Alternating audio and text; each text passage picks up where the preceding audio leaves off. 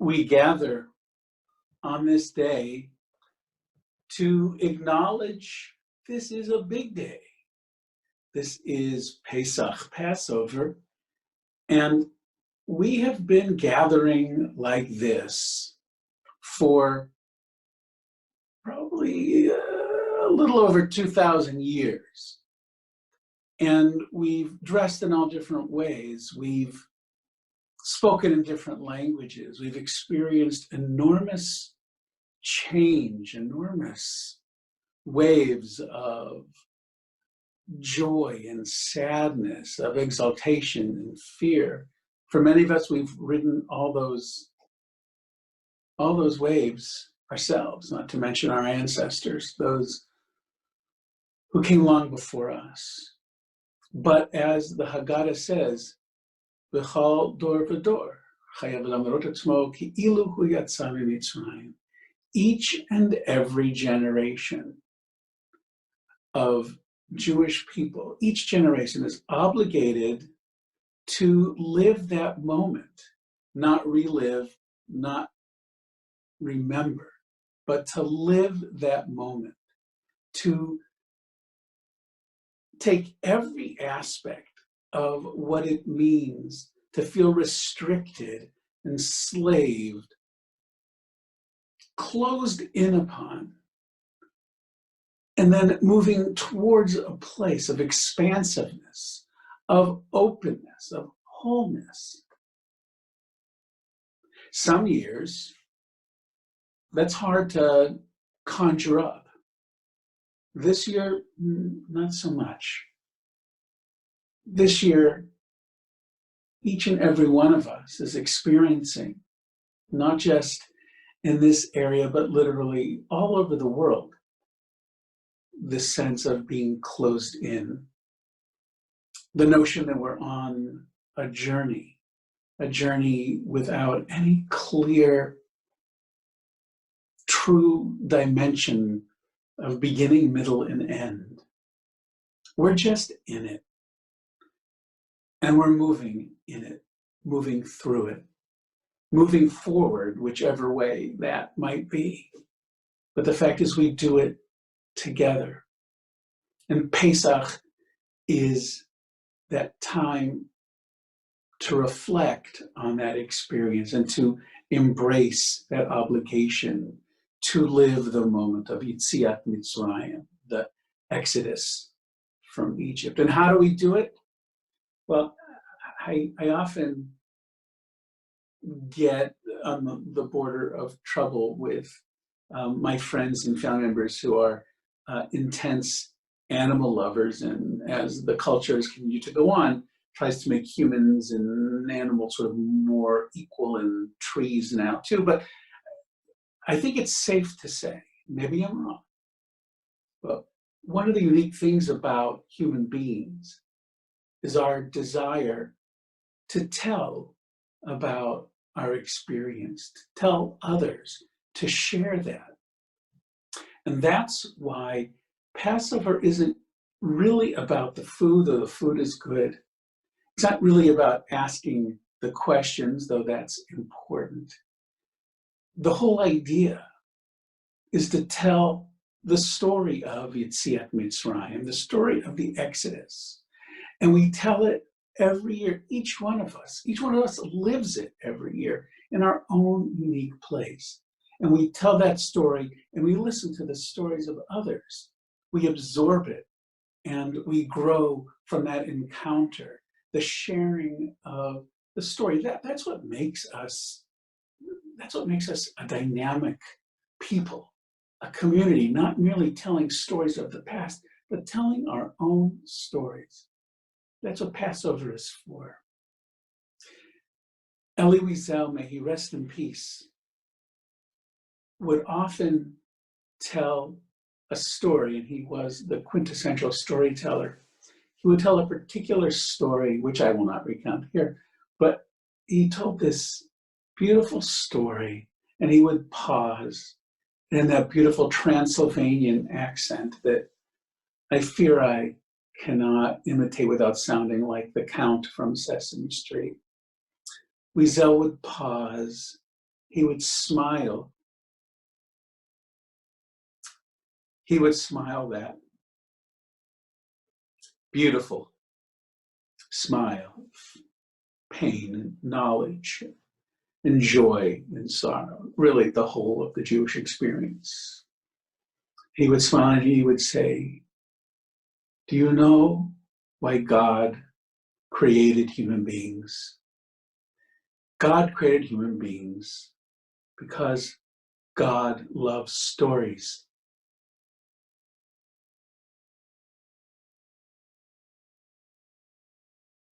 Hello, Temple Beth Avodah community. My name is Josh Baumer, I hope that you are all well and staying safe and healthy. This is my first Passover as a Jewish person. With the wisdom and guidance of our rabbi and the support and teaching of Cantor Susan, I was fortunate enough to complete the process of converting to Judaism in conjunction with my son Brian's bar mitzvah last June. As we approach Passover, I have been thinking a lot about what makes this night different from all others, especially as I prepare for my first Seder as a Jewish person. For me, it's all about the rituals and traditions. I have had the good fortune of being present for and participating in Passover Seders for many years, long before I converted to Judaism. My wife Nikki is Jewish, and her family has always welcomed me to their Seder table and encouraged me to participate in the rituals and traditions as much as I was comfortable. While it admittedly took me several years to fully understand the Passover story and rituals associated with a Seder, the traditions embedded in Nikki's family's Seder, including placing large collections of egg yolks on the plate of anyone who got up from the Seder table, and tossing soup nuts from the kids' table to the adult table, quickly grounded me in a sense of warmth, comfort, and belonging. I have always believed that people are a composition of the experiences we have throughout our lives, and that the traditions and rituals we make room for are a reflection of the values of our communities and what we care most about. Never has that seemed more true than now, as we celebrate Passover under these unique circumstances.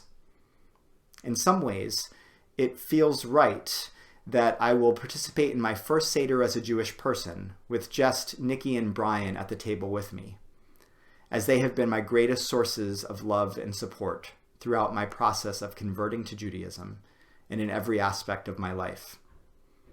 I also know that the Passover story we tell, the rituals we perform, and the foods that we eat will be shared by other Jewish people around the world.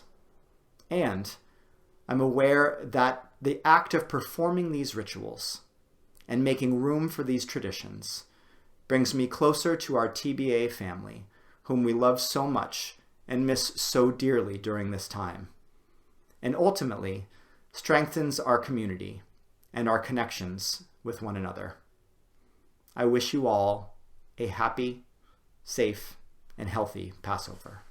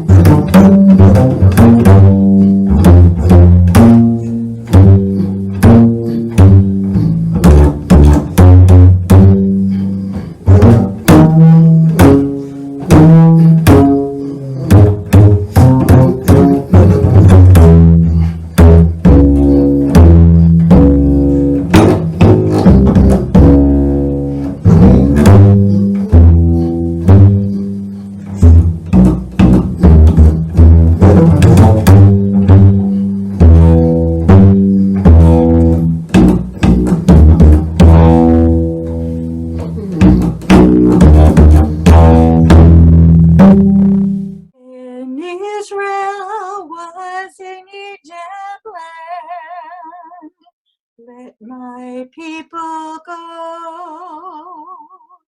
go down, Moses, way down in Egypt land. Tell old Pharaoh, let my people go.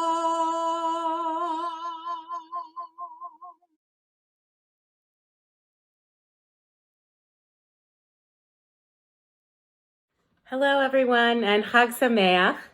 For those that don't know me, my name is Ilona Goldfarb, and I'm honored to share a Passover story of immigration and community with all of you.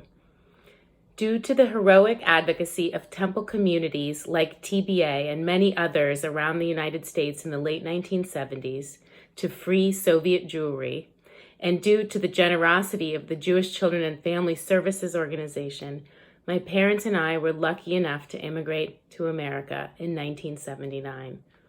Although my parents did not know many of the religious Jewish traditions due to the strict prohibitions against religious practice in Soviet Russia, my parents were deeply committed to learning and finding connection to the American Jewish community. We arrived to the San Francisco Bay Area in the fall, but by spring we had been adopted by a small local shul in Lafayette, California. We were assigned to join a Havurah of 5 to 6 families who had children the same age as I was. And the first event that we were invited to was the Havurah's Passover Seder. A handwritten invitation was sent to us in the mail. Our younger listeners will be shocked to know this was pre-internet, pre-cell phone, pre-text time. Shocking to even conceive of, I know. The invitation read, "We are expecting the 3 of you at 5 o'clock. The meaning was difficult for my parents to translate, but what they understood was that we should arrive between 3 and 5. Maintaining the classic late-running Russian time, we arrived at 4. As you can imagine, our hosts were nowhere near ready for their 30-person Seder, but there we were, staring at them, and there they were, staring at us. I'm not sure if that event planted the seed for my love of Passover and the huge Seder surrounded by dear friends and multiple generations, but my parents' descriptions of the Seder scene that day, which was so foreign and unusual to them, is now such a familiar and cherished scene for me, for Jeremy, and for our children. My mother retells, as she watched from the living room, the door opening and family after family arriving, older children schlepping extra chairs, parents bringing in large platters of food, and what was most impressive to my parents was the long, long table that was set for all of us to share together that spanned the length of the house. From that day to this, I cannot be more grateful for the love and support of the Jewish community that welcomed my family and followed the most elemental Jewish principle, to love the stranger as yourself. May we all share this virtual long, long table in the retelling of the Exodus story and commit ourselves to the needs of immigrants everywhere, to be welcomed and to be loved. Next year at a real table together. Next year in Jerusalem. Chag Sameach.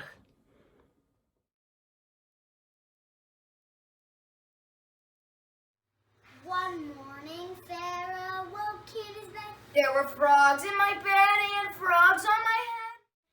Frogs on his nose and frogs on his toes. Frogs here, frogs there. Frogs here, frogs there. Frogs were jumping everywhere. Frogs were jumping everywhere. Frogs. Always love those frogs. We have been listening to beautiful music, amazing stories, and I hope that everyone is absorbing the thing we most wanted to do today.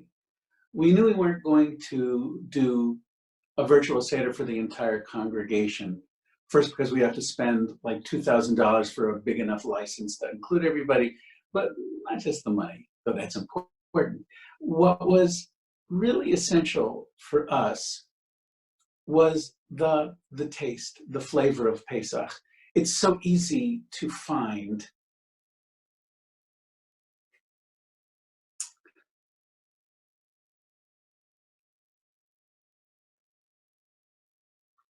reason to feel a sense of loss today.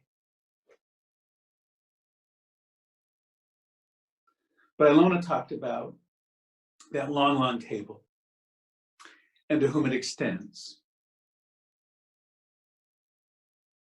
And more than ever, we need to pay attention to that long table and who's there. And this is the table we have. This is the table from which we tell the stories. This is our table. And thank God we have it. Ilona talked about, how however many years ago there wasn't internet, there were no cell phones. I can't even imagine what it might be like to not only be in social isolation like this, depending solely on the radio and the television, God help us, for information, but not being able to see each other. I mean, this is difficult, but this is our table. This is our long table, and we will feast around it later tonight. Even if there's just one of you sitting alone in your house, or if maybe you have a few more people around you. This is our long table. This is what we do. A friend, actually a member of my wife's congregation, offered, feels like 3 years ago, I think it was like 2 weeks ago, 2.5 weeks ago, she was going to Costco. Could she bring us some stuff?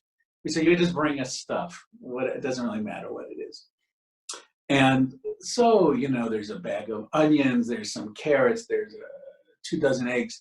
But of course, mixed in with all this variety of produce was a box of shmura matzah, the traditionally baked, unevenly baked matzah that ultra-Orthodox Jews use for Passover. I mean, 18 minutes, cooked at 2,000 degrees to the split second. And I laughed to think that this is what we got. And then it occurred to me today, being with all of you, that what is the phrase we use to describe matzah as it is in our Haggadah. And the term is halachma anya, an Aramaic phrase that means the bread of affliction.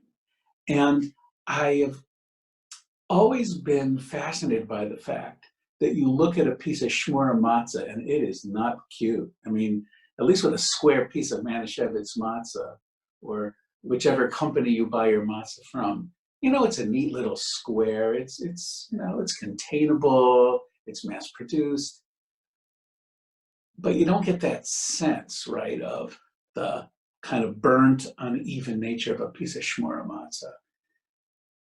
And yet at the same time, as we look at it and we say, this is affliction.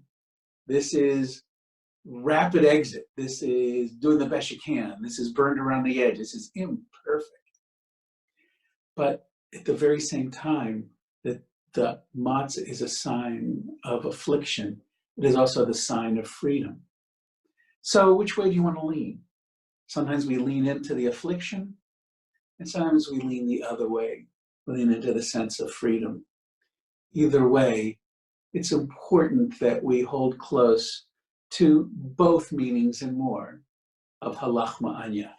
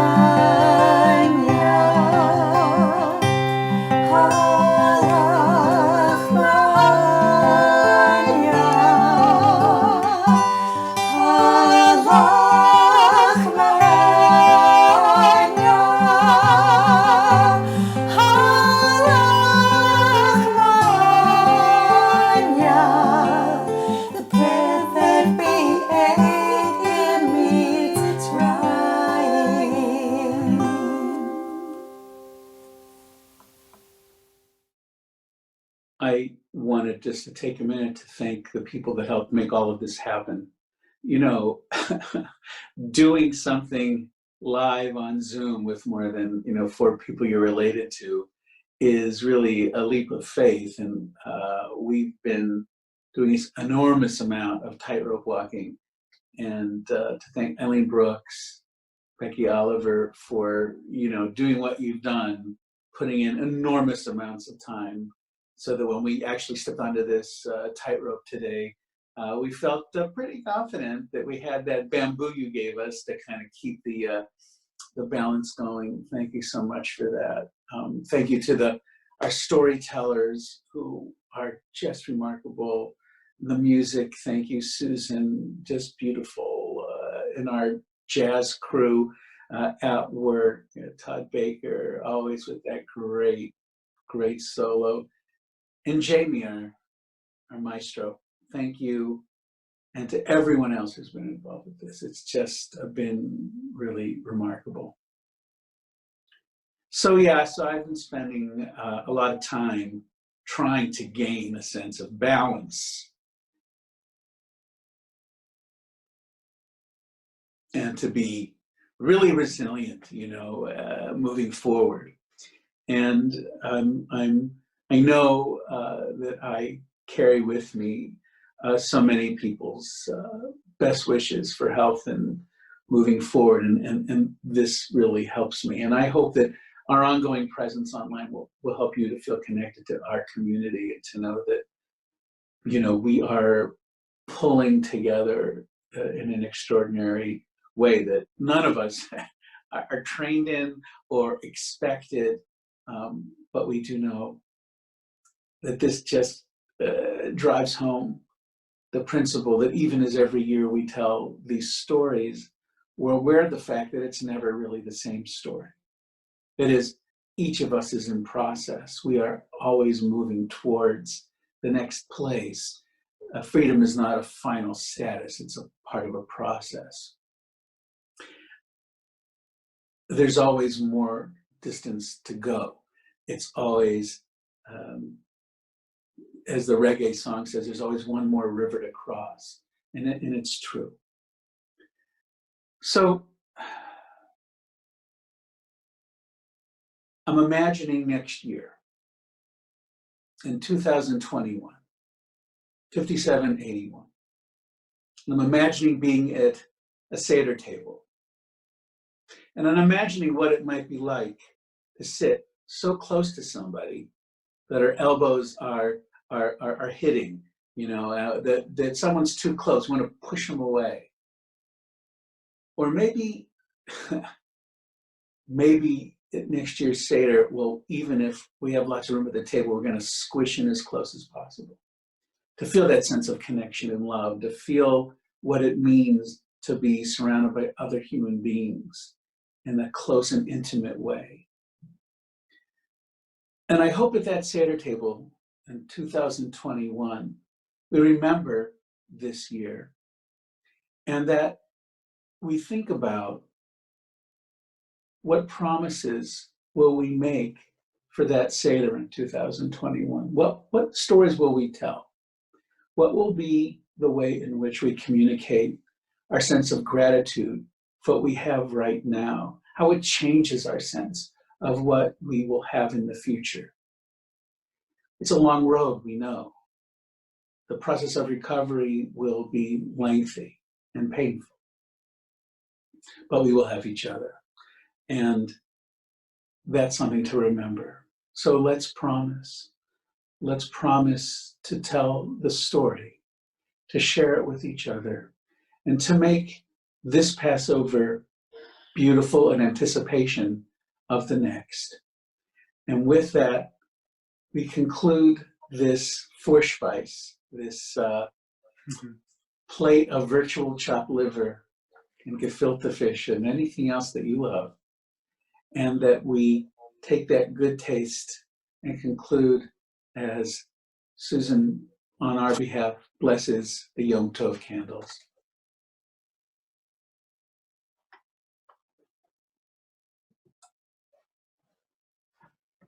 With light and love from my house, to all of yours. Baruch atah Adonai Eloheinu melech haolam asher kitshanu b'mitzvotav v'tzivanu lehadlik ner shel yom